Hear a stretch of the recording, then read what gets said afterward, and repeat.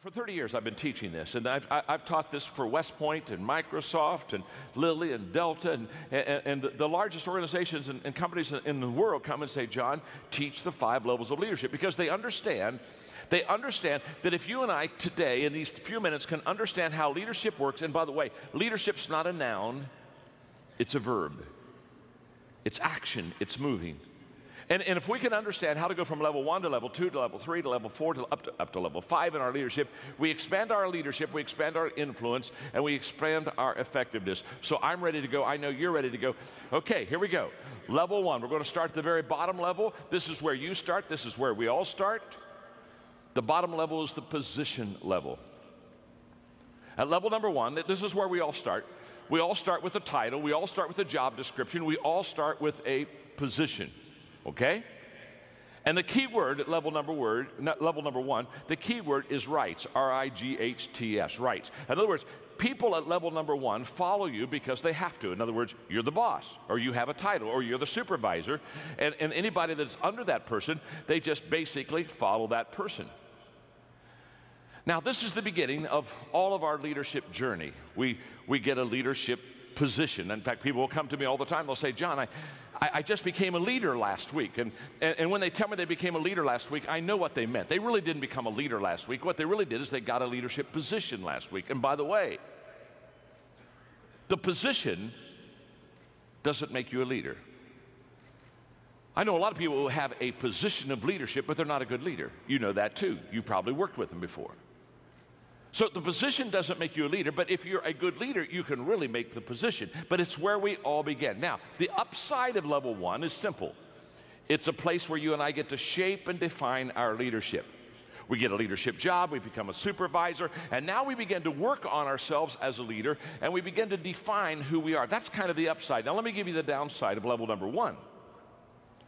The downside of level number 1 is the people who follow you will give you the least amount of their energy and effort. In other words, if they're following you because they have to follow you, if they're following you because that's what they've got to do to get their paycheck, if they're following you because you have the position over them, if that's the case, they will always give you the very least of their time and of their ability and of their effort and of their mind. People don't like to have to follow people because they have to follow people. And this is a great mistake that people that have positional leadership make. They think, well, I've got the title, I've got the position, so now everybody will follow me. Well, they're following you, but they're only following you many times if you're not a good leader because they have to. It's the only way that they can get paid. Just think of this. Level number 1 is where you're going to get the very least of people's energy, effort, and mind. Let me tell you, I've seen it many times when I've gone to work with companies on leadership. You can always tell a level 1 leadership company or level number 1 leadership culture. You can always tell it because, let's say quitting time is at 5 o'clock. In level 1 positional type companies, if quitting time is at 5 o'clock, guess what? At 4:30, everybody is clearing the desk. Oh yeah, they're moving stuff out of the way because it's only 30 minutes until the highlight of their day. And so they're already starting the countdown. So they're clearing their desks because they want nothing to impede their progress when they leave the building. So they've got at 4:30 the desk starts getting cleared. At 4:45 they get away from the desk and they go around and they go to the different cubicles and they're saying their goodbyes. And they're saying, boy, it was great to be with you today and had a good time and see you tomorrow. And they're doing all that kind of stuff because, again, at 5 o'clock, the big time, at 5 o'clock, they don't want to have to be encumbered by doing relationship stuff. They want to do that on company time. You understand that.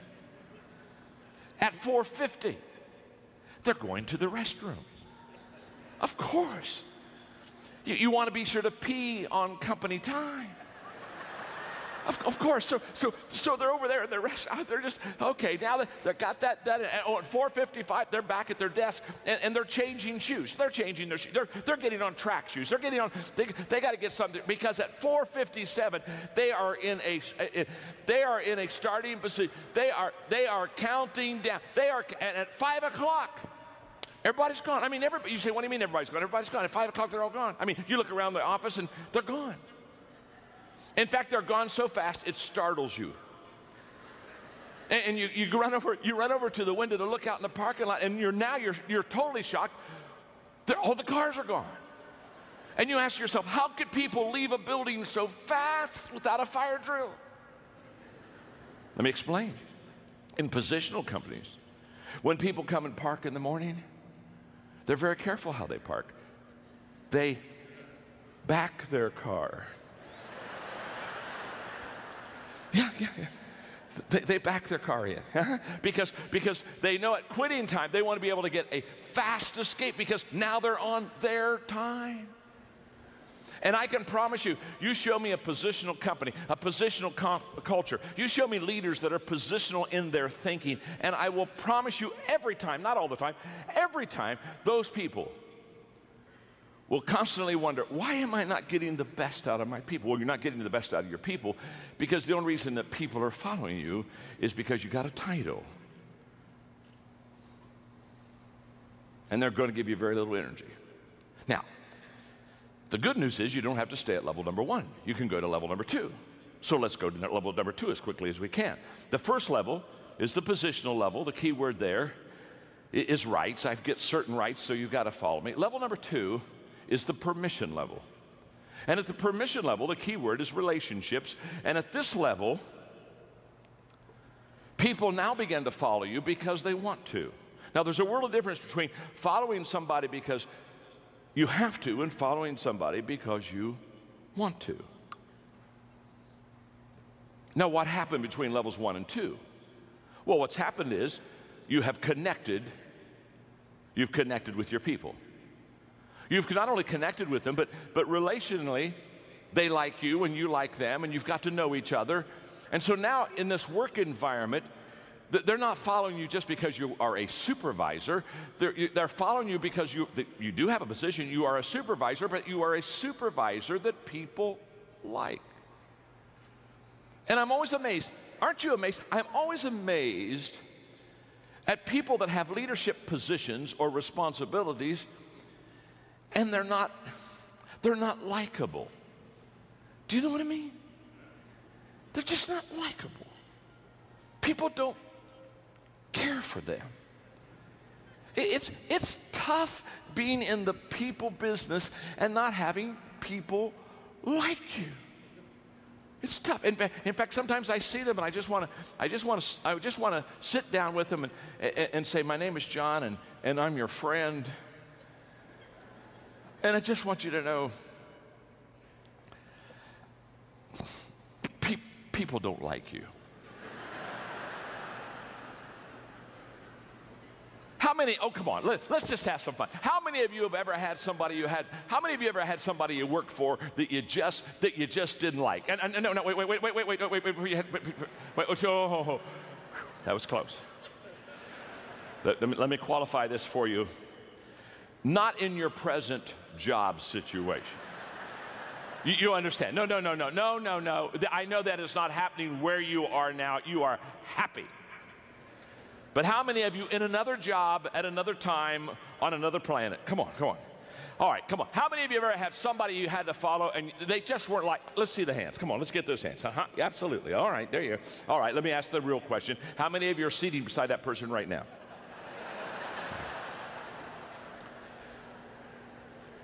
Relationships with people are the foundation of leadership. You build your leadership off of relationships. Why? Because leadership is influence. And you cannot influence somebody that you antagonize. And every one of us know what it's like to have somebody,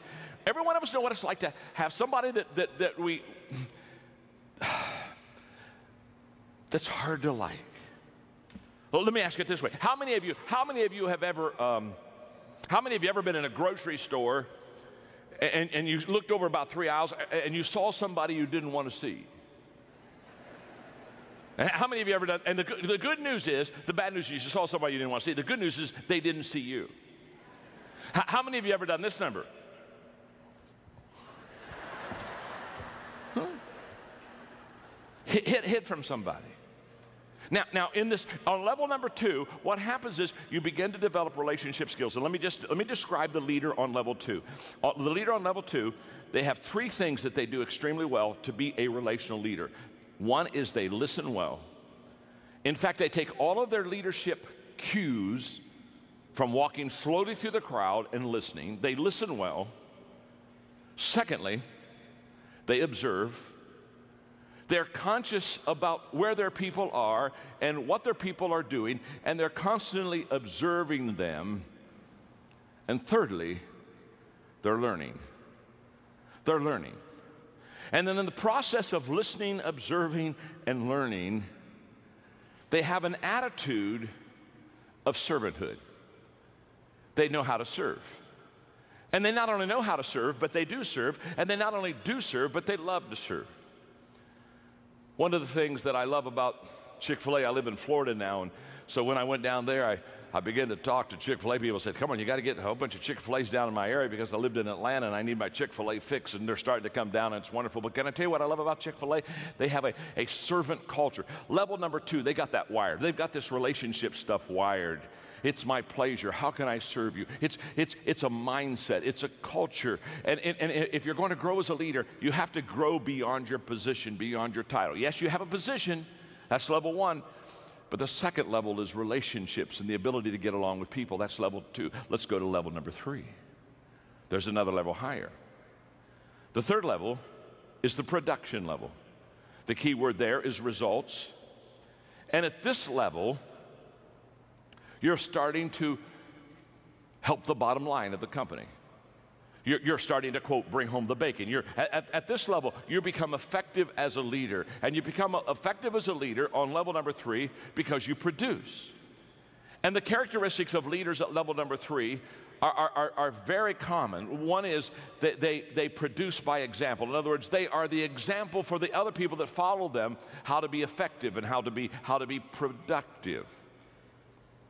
You see, the greatest motivational principle in the world is that people do what people see. And too many travel agents, they're like, or too many leaders are like travel agents. They're sending people where they've never been themselves. And you want to be a tour guide. You want to take people with you. You want to say, this is the area where I've been, this is where I live, this is the area where I lead, come along and follow me. And at level number 3, your leadership begins to gain credibility because now you are fleshing out for the people around you and you are modeling for them things that they want to see, and you are starting to produce. Which something else happens because you're becoming productive in your own life. You begin to attract people that begin to be productive also. In the 21 Irrefutable Laws of Leadership that I wrote, one of the laws is the law of magnetism, and the law of magnetism just says we attract who we are, not who we want. So when I talk to leaders, often when we talk about recruiting, then I'll say, well, what kind of people do you want in your company? What kind of people do you want in your department as a supervisor? And they'll give me a list. They'll write things, you know, I want somebody that's self-disciplined, and I want somebody that is service-oriented, and they'll give me a list of 4 or 5 qualities. And as soon as they give me the list, I look at those qualities, and then I ask them a very simple question. I say, okay, do you possess those qualities?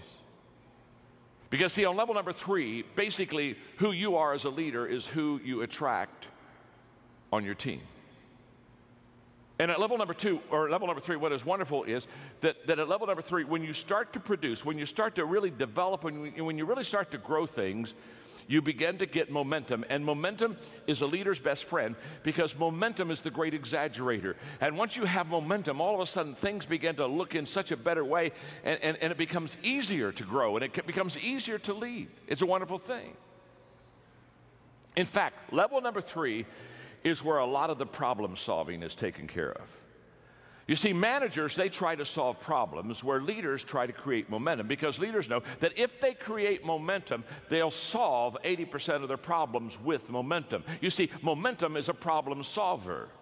Lack of momentum is a problem stopper over time. A train going 55 miles an hour on a track if you had a 5-foot thick concrete steel reinforced wall on the track in front of that train, because that train is going and has momentum going 55 miles an hour, that train would smash through that wall and would just keep on going. Why? Because it has momentum. Momentum allowed it to get through a 5-foot thick concrete steel reinforced problem. That's what momentum does. That same train, not moving at all, stopped dead on the track. No momentum.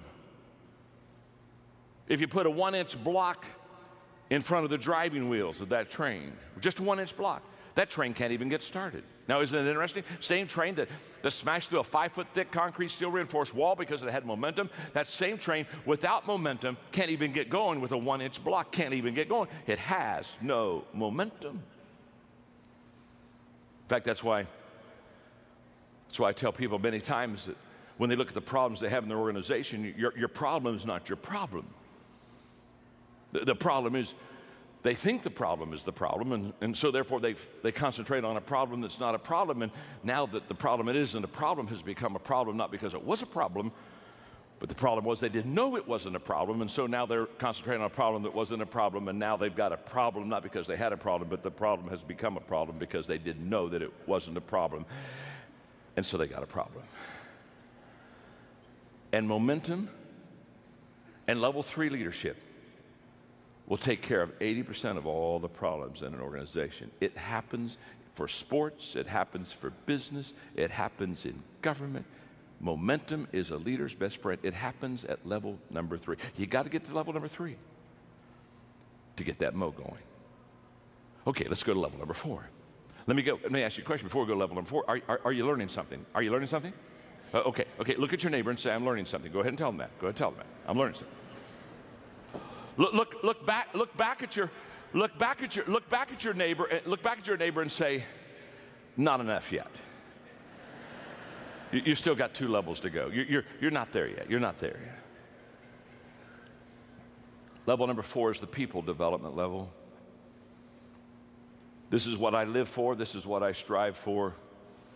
This is what excites me. Something magical happens when you begin to understand the most appreciable asset you have in any organization is the people of that organization. And you begin to commit yourself to developing the people within that organization, because how do you grow a company? You grow a company by growing people. And when you grow them, they increase their capacity. And when they increase their capacity, they begin to increase the capacity of what you can do and what you can accomplish. Let me just share with you quickly 3 thoughts on developing people, just very quickly. Number 1 is the key to developing leaders, and the key to developing good people is in recruitment. The better person you bring in the door, the higher odds that you can do well with them. I remember having lunch one time with Lou Holtz, and Lou Holtz said, John, I've had bad players on my football team, and I've had good players on my football team. And he said, just to be honest with you, I'm a better coach with good players. Of course he is. Of course he is. Let me say something. 80% of your success of equipping people to be successful is in the front door on who you bring in. I wish I had time to develop that for you, because what happens is, unless you and I have a clear picture of what we're looking for, we don't know when we see it. Happens all the time. People come to me and say, John, I'm looking for some leaders for my company. What do you suggest? The first question I ask is, what does a leader look like? Give me the characteristics, give me the qualities. Please paint a picture for me. What does that leader look like? Because you've got to have that clear picture so that when you see that person, you know that they're one that you want. Recruitment is key. Number 2 is positioning. The ability not only to bring the right person in the front door, but also to put him in the right places. Collins would say, get him on the bus, get him on the right seat. And position is huge. And what I've discovered is that successful people have always positioned themselves well. When you see a successful person, they're successful because what they have done is they've found their strength zone and they've found their niche, and they stay right in that sweet spot, and they just work that sweet spot. You've never heard anybody be in an interview that was successful that you came up and you interviewed them and they said, well, the secret of my success is that I've never discovered what I was good at. Or the secret of my success is I've always worked on, I've just worked in my weakness. No, they're always in their strength. They've already discovered what they're good at. Now, successful people have discovered what they're good at. Successful leaders discover what other people are good at. Successful people position themselves well. Successful leader position the other people well. And at level number 4, that's exactly what happened. The leader is always looking at the people, observing, watching. Just like last week, I went back to my first school. I graduated from Ohio Christian University in a little town in Circleville, Ohio, and it's a little school, and I go back every year, and I give them a day to speak, and they get all the proceeds and keep the money. And so because I grew up in that town, I told one of my friends that played ball with me, Tim, I said, Tim, let the ball players, let the team know, let some of my high school kids know that I'm going to be in town, and let's have a dinner afterwards. And we had over 50 people came together. I hadn't seen many of my high school mates since I graduated from high school, clear back in 1965. And we had a wonderful time. We laughed and talked and told stories for 2 hours. And Coach Neff, our basketball coach, he came back. Hadn't seen him for years. And when I saw him, I thought of myself, and I thought of back in those scrimmages in basketball, because the first scrimmage every year, Coach Neff would take the first team, and he'd say, now I'm going to let you play the second team, but there's one condition. The first team is not going to play their position. And he'd take Doug Roth, who was 6'8", and put him out at point guard. I remember he stuck me one year under center, and he put all the first team players out of position on offense. But he let the second team play in their position. And the second team always beat us in the scrimmage. Why'd they always beat us? Because, and then he would stop and he'd say, let me just explain something to you. No matter how talented you are, if you're out of position, you'll never reach your potential. What was Coach Neff teaching us? He was coaching us, and he was teaching us that it's key to get positionally correct. And it's also, as a leader, key to get your people in the right position. And at level number 4, that's what happens. At level number 4, you recruit well, you position well, and then you equip well. Now you take them and say, okay, I understand what their strength zone is. I understand what their giftedness is. Now I'm going to equip them. I'm going to come alongside of them, and I'm going to develop them, and I'm going to train them. And I use a very simple, for many, many years, a simple 5-step equipping process. It really works. Step 1, I do it. It's that simple. You can't teach somebody what you can't do yourself. We may teach what we know, but we reproduce what we are. So if you're going to reproduce yourself, you got to be it yourself. So the first step is I do it. Step 2 is I do it and you're with me. I take you with me. Now we're going to spend time together. I'm going to be your mentor. I'm going to be your coach. You're going to watch me. You're going to observe me. You're going to see me in different situations. We're going to make sure that it works. We're going to make sure you're going to be able to ask me questions. Step 3 is now we turn it, and I hand the ball off to you. Now on step 3, you do it. You do it, and I'm with you. Now I'm watching you, and I'm tweaking you, and I'm helping you to get better, and I'm just really fine-tuning you. Step 4 is you do it. You just do it. You don't need me anymore. You know how to do it, and you do it well. And many times people think that equipping stops at step 4, but it doesn't. There's one more step that's absolutely essential. Step 5 is you do it, and somebody's with you. You've never really trained and equipped somebody until they can multiply themselves. That's where all compounding is. That's where all compounding of time, money, influence, the whole process. Compounding begins when you can train somebody who has trained somebody. I know that well because 14 years ago I started a nonprofit organization called Equip that is now the largest leadership organization in the world, and we've trained and equipped over 3 million people in 154 countries. And the key to that is we don't train anybody unless they make a commitment to train somebody else. It has to continue to go on. That's level number 4. It's a beautiful level to be on. It's the level where you develop people. Now there's one more level. That's level number 5. The pinnacle level. The pinnacle level, the key word there is respect. You've done it so well with so many for so long that people just absolutely follow you. They follow you because of who you are, the qualities you have in your life. They follow you because of what you have done. And there's a great amount of respect. And it takes a long time to get to level number 5. Most of us aren't there.